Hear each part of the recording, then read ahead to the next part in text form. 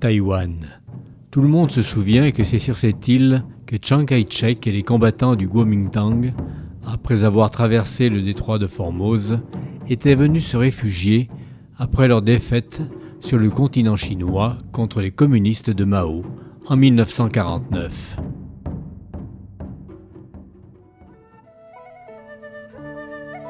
Mais qui se souvient encore que ce sont les Portugais qui l'ont découverte en 1590 et l'avaient dénommée Formosa, ce qui signifie « belle » en portugais.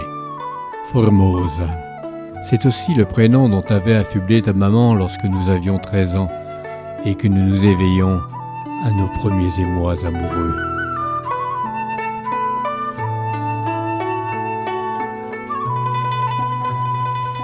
Alors, 50 ans plus tard, ton souvenir est remonté du fin fond de ma mémoire où il était demeuré caché pour m'accompagner tout au long de ce voyage dans cette île. Il m'a poursuivi inlassablement, comme les vagues qui viennent sans relâche se briser sur la côte pour y façonner un paysage intemporel.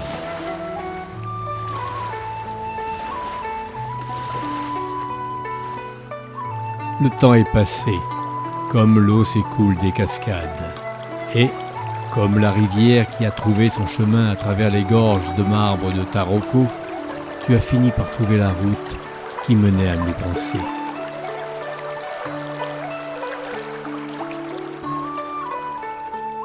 S'il y a 50 ans, c'était moi qui cherchais par tous les moyens à accrocher ton regard, c'était toi maintenant qui venais t'immiscer dans le quotidien de ce voyage sur l'île qui portait ton nom.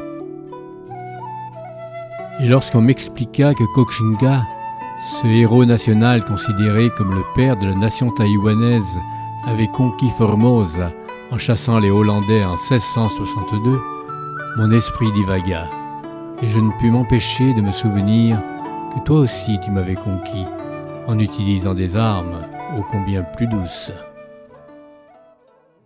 On dit de Formosa, je préfère ce nom à celui actuel de Taïwan, et tu auras compris pourquoi, qu'on y dénombre 16 000 temples, dédiés à Confucius, à la religion taoïste et au bouddhisme.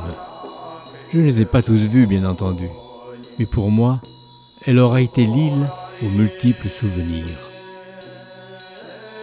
Comme dans le temple de Confucius, où l'un de ses enseignements majeurs, l'obéissance et le respect dû aux parents, me fit sourire intérieurement. Combien de ruses et stratagèmes avions-nous inventés pour déjouer la vigilance de nos parents et pouvoir se retrouver. En visitant le temple taoïste Bao'an, je songeais à la pensée de Lao Tzu, à l'origine du taoïsme, qui engage à fuir le monde. Pourquoi le fuir alors qu'il nous offre de si nombreux délices ? Pourquoi se détourner de ce que ce monde nous offre de merveilleux ? Pourquoi attendre un monde meilleur, bien illusoire ? Il y a 50 ans, ce n'était pas l'harmonie avec le cosmos qui nous préoccupait, mais plutôt l'harmonie de nos sentiments. Qu'espérer de plus que ces rires et la joie que nous procurait notre insouciance d'adolescent ? Ces pensées me traversaient également l'esprit en arrivant au temple Fo-Guang-Shan, le plus grand temple bouddhiste de l'île. Pourquoi passer sa vie à méditer ? Pourquoi rester dans la contemplation ? Pourquoi prier et implorer ces statues géantes de Bouddha au lieu de savourer ce que je lisais dans tes yeux et le frisson que je ressentais quand ta main frôlait la mienne ?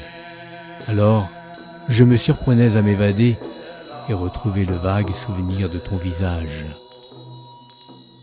Il en alla de même dans l'imposant temple du Bouddha Zen où j'avais l'impression que ton visage m'apparaissait subrepticement dans les salles obscures que nous traversions, dans lesquelles d'imposantes statues d'hommes valeureux siégeaient sur leur socle de granit, silencieux, indifférents à la horde de visiteurs venus leur rendre hommage.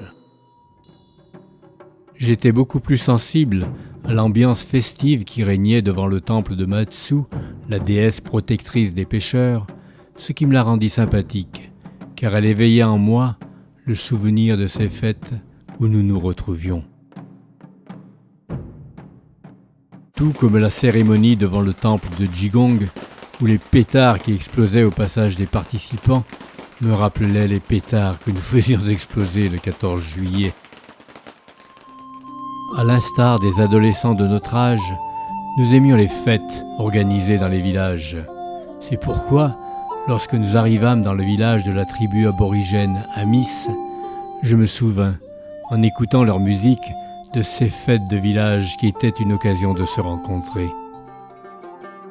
Je me souvins surtout, en assistant à ce spectacle nocturne d'une autre tribu aborigène, de ce soir où nous étions assis côte à côte pour assister également à un spectacle folklorique et où je réussis à surmonter ma timidité d'adolescent pour prendre ta main à la faveur de la pénombre. Depuis, j'avais horreur des nuits qui nous séparaient et j'attendais avec impatience le lever du jour qui me donnerait l'occasion de te revoir.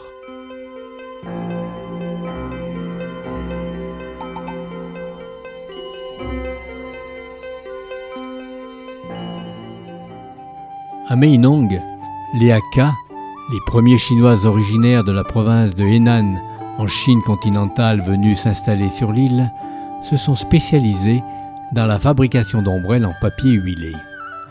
Je restais émerveillé par la qualité de cet art tout asiatique. Mais, comme la Madeleine de Proust, cela me rappela que c'est sous une ombrelle, sur un lac dont j'ai oublié le nom, que nous échangeâmes notre premier baiser. Alors, arrivé à Shifen, ce village traversé par le train menant à Pingxi et où la voie de chemin de fer sert lorsque le train ne passe pas de point de rassemblement pour s'adonner au lancer de lanternes, je me pris également au jeu, car il est de coutume d'inscrire des vœux sur les lanternes avant de les laisser s'élever dans le ciel. Les vœux étant faits pour être extraordinaires, j'ai mis le vœu que je savais complètement insensé de rembobiner le fil de ma vie jusqu'à ce que je retrouve Formosa, la grâce juvénile de tes 13 ans.